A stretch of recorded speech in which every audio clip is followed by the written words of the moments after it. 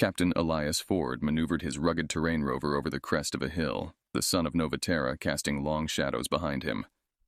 The landscape was barren, scattered with the remnants of a once vibrant ecosystem that had been wiped clean by terraforming gone awry. As part of the scout team from the human colony of Novaterra, Elias was on a mission to uncover resources that could help sustain his people. What he discovered, however, would steer the fate of humanity in a direction he hadn't anticipated. His rover came to a stop at the mouth of a cave marked on his map as simply Anomaly Point. The initial surveys had detected unusual electromagnetic signals emanating from this location, signals that didn't match the natural geology of the planet. With his pulse quickening, Elias stepped out, his boots crunching on the gravel. He shone his flashlight into the darkness, the beam slicing through the murk. Inside, the cave opened into a larger chamber. His light caught on something, an object distinctly man-made, angular and metallic, half buried under sediment. Elias brushed off the layers of dust, revealing a robust, sealed crate stamped with the insignia of the Earth Space Agency, a relic from the pre-destruction era. Breaking the seal with his tools, Elias lifted the lid. Inside, amidst various survival supplies, was a data module. He powered up the portable reader he always carried with him and inserted the module. The device whirred to life, projecting holographic images and texts in the dim light of the cave. It contained detailed star maps, logs, and, most critically, a set of coordinates labeled Project Phoenix. Elias's heart raced as he scanned the information. Project Phoenix was a mythical operation believed to have been a contingency plan by Earth's last governments, a hidden outpost somewhere in the galaxy, equipped with technologies far beyond what Novaterra could currently achieve. With the data module secured in his pack, Elias returned to his rover, his mind racing with possibilities.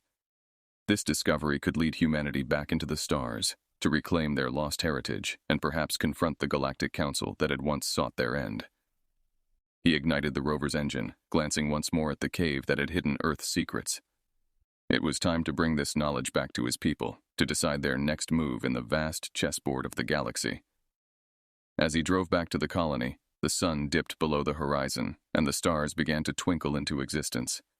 Among those countless points of light was their past, and perhaps their future. Upon his return to Novaterra, Captain Elias Ford wasted no time. The discovery of the data module with its promising secrets had ignited a fire within him and his fellow colonists. He convened a meeting with Novaterra's council, presenting the holographic images and the data about Project Phoenix. The news stirred a mixture of awe and urgency throughout the room. With the council's blessing, Elias set about assembling a team for the expedition. His first recruit was Dr. Ava Sinclair, a brilliant scientist with expertise in xenobiology and ancient human technology. Her sharp mind and keen survival instincts made her an invaluable asset. Next, he approached Lieutenant Mara Chen, a seasoned pilot with experience navigating through asteroid fields and hostile territories. Her skills would be crucial in piloting the Redemption, the ship that would carry them through the stars. The team grew. Tarek Voss, an engineer known for his ability to coax life back into the most dilapidated systems, and Naya Rajan, a communications specialist who could speak several alien languages fluently. Each member was chosen not only for their skills, but also for their tenacity and commitment to seeing humanity thrive. As the crew gathered, Elias took them through rigorous training sessions, both in physical combat and in simulations designed to prepare them for the variety of challenges they would face. They learned to work together seamlessly, a unit bonded by a common cause. Meanwhile, Elias worked on securing support from other human colonies. Through secure channels, he reached out to leaders and influential figures, sharing snippets of the data from Project Phoenix and what it could mean for humanity. The responses were mixed, but several colonies expressed discreet support, offering resources, information, and in some cases, manpower. The preparation phase also involved upgrading the Redemption.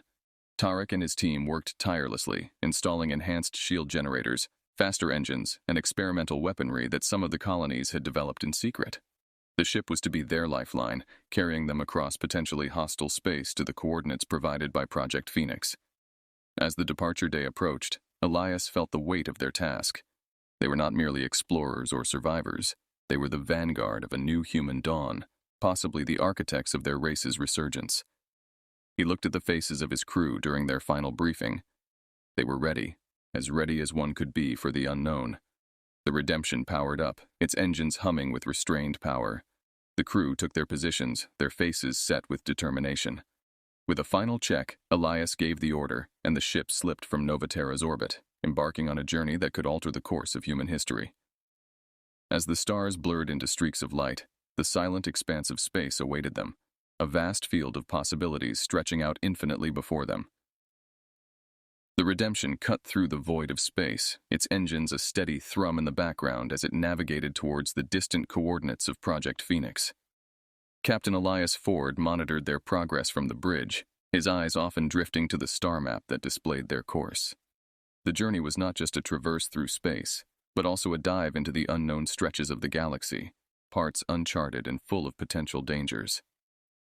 A few days into their journey, Lieutenant Mara Chen called Elias to the cockpit with an urgent tone in her voice. An unexpected meteor shower had appeared on their path, dense and treacherous. Mara's hands flew over the controls, weaving the ship through the barrage of hurtling rocks. The crew held their breaths, feeling the occasional shudder as smaller fragments glanced off the Redemption's reinforced shields. "Nice flying, Mara," Elias commented once they were clear, impressed with her calm under pressure. "Thanks, Captain. I wasn't about to let a few space rocks end our mission," she replied with a wry smile. Their route took them close to a planet marked on ancient star maps as a mineral-rich but uninhabited world. Deciding that resupplying was worth the detour, Elias directed the team to land. Dr. Ava Sinclair and Tarek Voss led a party to the surface, scanning for resources. The planet was more than it seemed. Its caves were lined with bioluminescent plants, and hidden beneath, they found veins of ore that could be refined into fuel and materials for ship repairs. However, their presence didn't go unnoticed. A pack of native creatures, attracted by the light of their equipment, ambushed the team. These creatures, large and quadrupedal with shimmering scales, proved to be more curious than hostile. Ava, recalling her xenobiology training, signaled the team to lower their weapons and instead used a series of lights to mimic the creature's bioluminescence. The gesture of communication calmed the pack, which soon retreated back into the darkness of the caves. Back aboard the Redemption, the atmosphere was one of cautious optimism. They processed the raw materials, refueling and repairing the ship. Nia Rajan set up improved communication scramblers using the materials they had gathered, ensuring that any transmissions to or from the ship would remain undetected by potential adversaries. As they resumed their journey, Elias held a brief meeting with his team. "We've seen just a glimpse of what awaits us out here," he started, his voice steady. "Each planet, each encounter is a test of our resolve, our adaptability. But remember, we're not just survivors, we're pioneers." Their next challenge came in the form of navigating through an uncharted nebula. The nebula's dense gas clouds interfered with the ship's sensors, blinding them as they sailed through a sea of colorful but dangerous mists. Tarek adjusted the sensors to filter out the interference, while Mara slowly piloted them through, relying heavily on her instincts and the occasional guidance from the tweaked sensors. Emerging from the nebula, the Redemption found itself before an awe-inspiring sight. A binary star system, its twin suns casting a golden hue over a nearby habitable planet. Elias decided they would make orbit, allowing the crew some rest and the ship a thorough check before the final leg of their journey. As Elias watched the twin suns set from the deck, he felt a mix of apprehension and exhilaration. Ahead lay their destination, the secret outpost of Project Phoenix. What secrets did it hold? Would it be the key to humanity's resurgence? Only time would tell, and the next phase of their mission loomed large on the horizon. After weeks of traveling through the void, the Redemption finally approached the coordinates obtained from the Earth artifact. Captain Elias Ford stood by the main console, watching as the image of a small, seemingly insignificant moon came into view. The surface was pockmarked with craters, its atmosphere thin and barely existent. This barren celestial body was the last place anyone would expect to find a bastion of advanced human technology. As they descended towards the surface, the barren landscape revealed little from orbit. Elias ordered the ship to land near the most promising site, a location identified from old data logs on the module as the primary entrance to Project Phoenix. The landing was smooth, and Elias led a team out onto the surface, their suits protecting them from the harsh environment. The entrance to the outpost was cleverly concealed. It took them several hours of searching and digging through regolith before they uncovered a metallic hatch embedded in the side of a large crater. The hatch was sealed with a code lock. Elias tried the last known codes from Earth's era, but it was Ava who finally cracked it, using a sequence hinted at in the data logs. The hatch hissed open, revealing a tunnel that led deep underground. They descended into the darkness, their lights piercing the gloom. The tunnel opened into a massive subterranean facility, its corridors lined with dust-covered technology and silent machinery. It was as if they had stepped into a time capsule, untouched since the day it was sealed. Exploration of the facility revealed living quarters, research labs, and storage rooms, all preserved in stasis. In the central control room, they activated the main power grid, and the outpost hummed to life, illuminating screens and systems that had lain dormant for centuries. The crew was astounded to find that the outpost was more than just a military base. It was a scientific haven equipped with advanced research on energy weapons, shield technology, and faster-than-light travel. Technologies that had only been theoretical back on Earth. Elias and his team gathered all the data they could find, downloading archives of blueprints, scientific papers, and experiment results. Among the files, they discovered video logs of the scientists and military personnel who had once manned the outpost. The logs detailed their lives and work at the outpost, their hope to one day rejoin the rest of humanity, and their fear of discovery by hostile forces. But there was a more immediate concern. The facility was not completely deserted.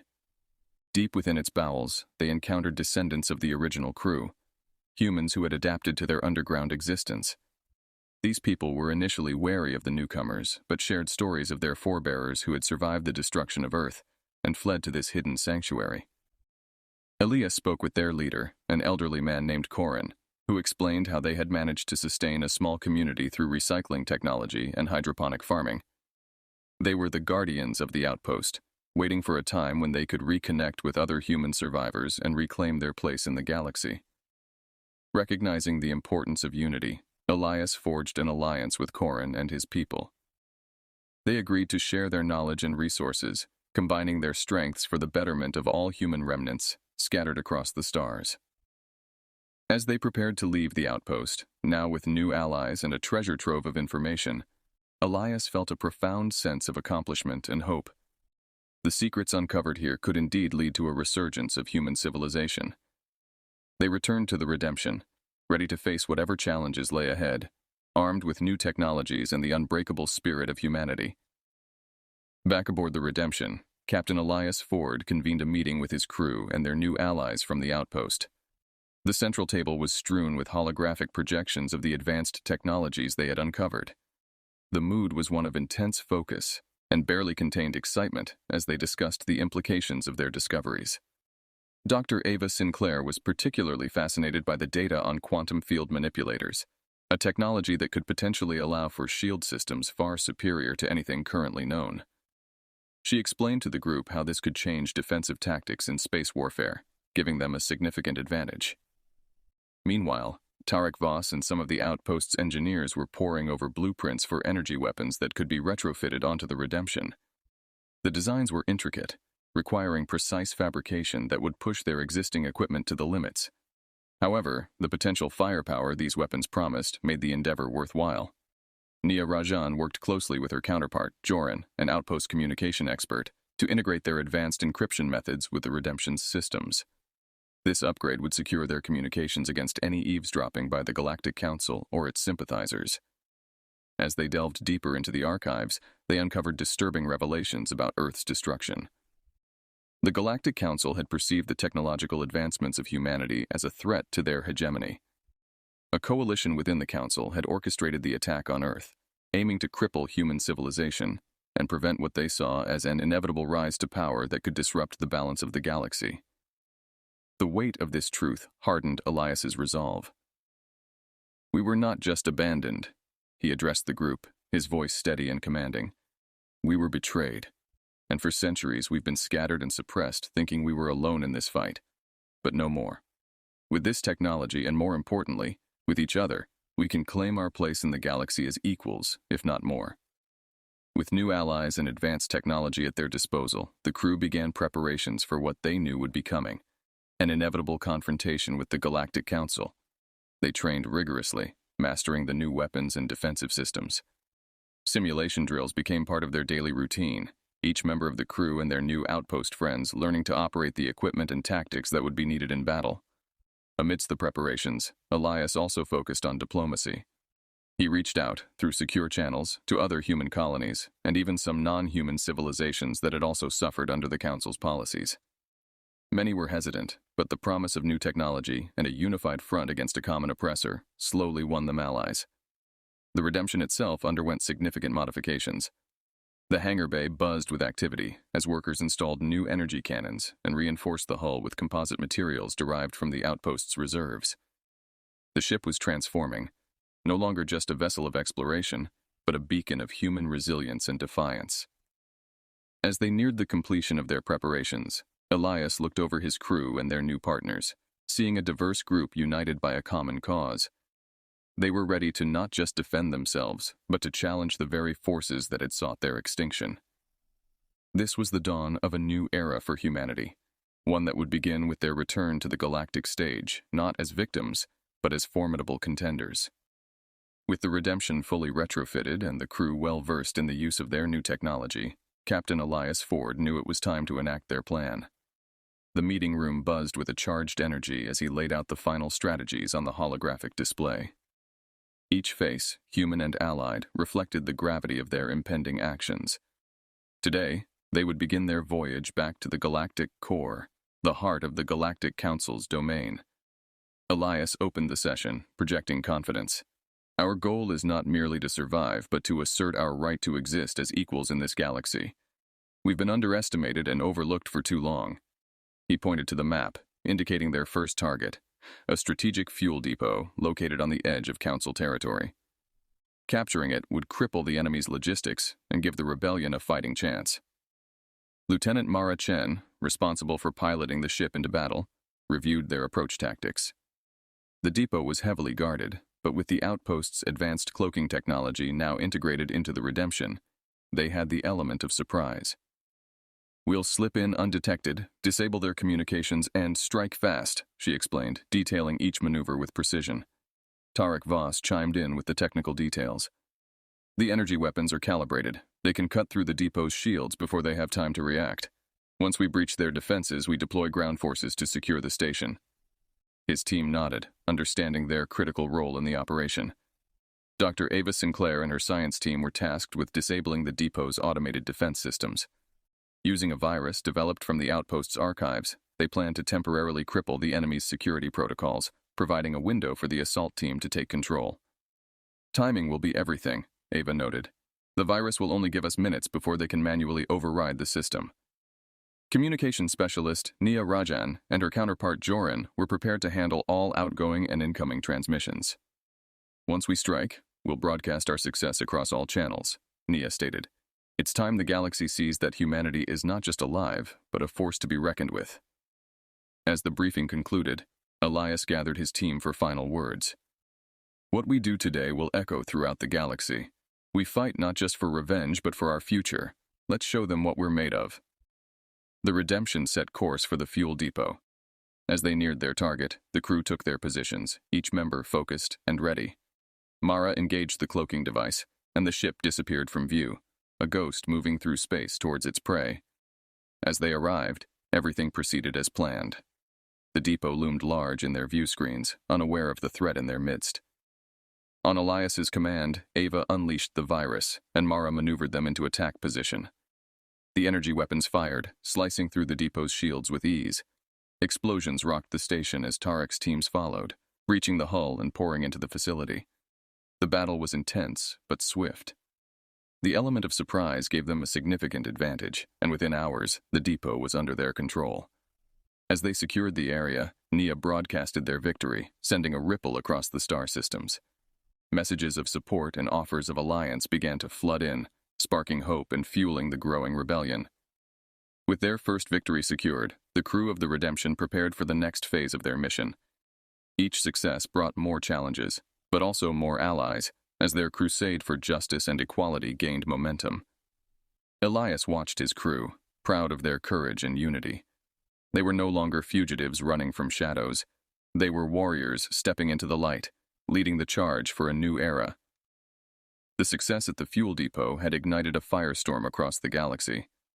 As Captain Elias Ford and the crew of the Redemption prepared for the next phase of their campaign, Support poured in from corners of the galaxy that had long suffered under the yoke of the Galactic Council.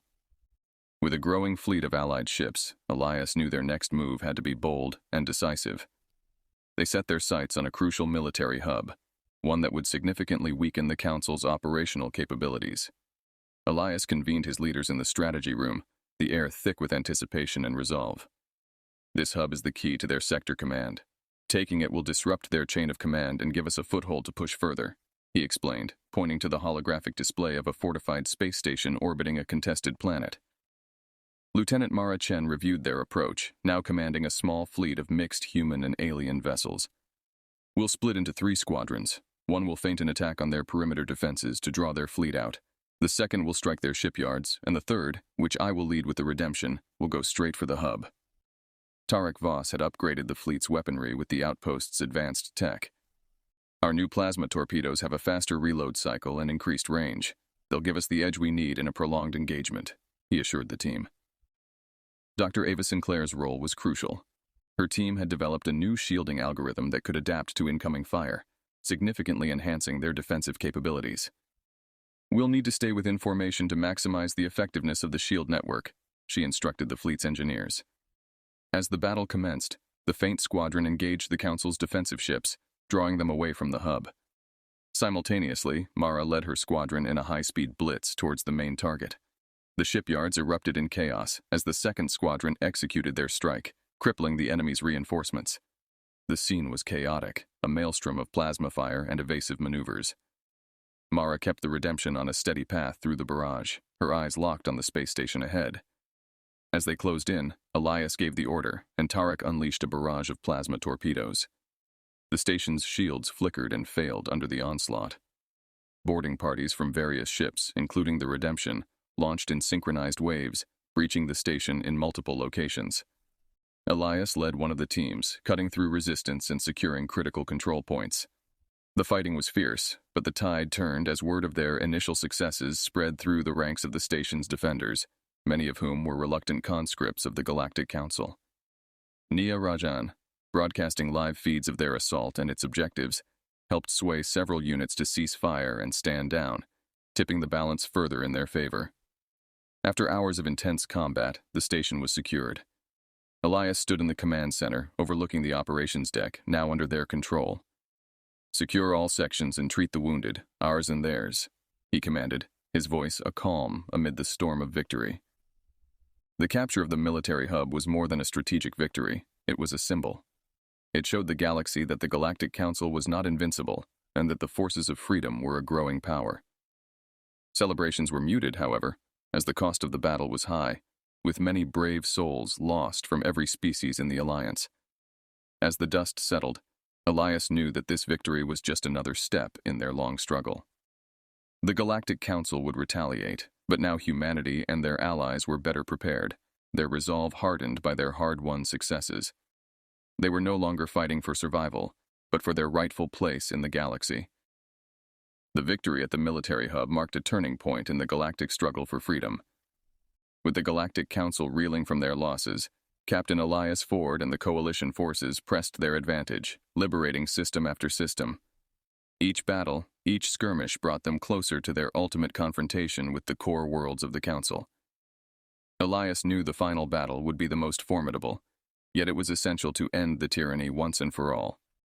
The Redemption and its allied fleet amassed outside the Council's capital system, a fortress of political and military power. It was heavily fortified, protected by layers of defense platforms and a fleet 3 times the size of Elias's assembled force. The challenge was daunting, but the spirit of the coalition was unbreakable. Elias addressed his crew and the allied commanders, his voice echoing through the command center. "This is more than a battle for territory. It's a fight for the future of every free being in the galaxy. We've come this far because we believe in the right to live free from oppression, to make our choices, to build a better future. Today, we fight to make that dream a reality for everyone." With a coordinated plan, the battle commenced. Mara piloted the Redemption at the vanguard, leading a daring charge against the capital's outer defenses. The ship's advanced weapons, coupled with the newly developed shielding technology, allowed them to breach the initial barriers, opening a path for the rest of the fleet. As they penetrated deeper into the system, the battle intensified. Space became a chaotic canvas of explosions, beam weapons, and maneuvering ships. Tarek's engineering teams worked tirelessly to keep their systems running, patching through damage and rerouting power to ensure their continued advance. Dr. Ava Sinclair's adaptive shields saved countless ships from destruction as they navigated through the minefield of heavy fire. Meanwhile, Nia Rajan coordinated with ground forces and other ships, ensuring a seamless flow of information that was crucial for their tactical efficiency. The turning point came when Elias led a critical strike team to disable the central command station. After a fierce battle, they succeeded, causing confusion and disarray among the Council forces. The momentary chaos allowed the Coalition forces to gain the upper hand, pushing forward with renewed vigor. Finally, after hours of relentless conflict, the capital system fell. The Galactic Council was forced to capitulate, agreeing to peace terms that included major reforms and the recognition of human and allied species sovereignty. As peace was declared, Elias stood on the bridge of the Redemption, looking out at the battered but victorious fleet. Around him, his crew and their allies celebrated, relief and joy evident on their faces. Yet his thoughts were on those who had sacrificed their lives for this moment, the cost etched deeply in his heart. "We've done it," Mara said, joining him at the viewport. "Not just survived, but changed the galaxy." "Yes, we did," Elias replied, his eyes reflective. "Now comes the task of building from the ashes, ensuring that this new dawn is one of lasting peace and justice." As the fleet prepared to return home, Elias felt a profound sense of accomplishment and hope. The galaxy was forever changed, and while challenges remained, the unity and strength shown by the Coalition promised a brighter future. Humanity had not only returned, but had risen as a beacon of resilience and courage, ready to forge a new path among the stars.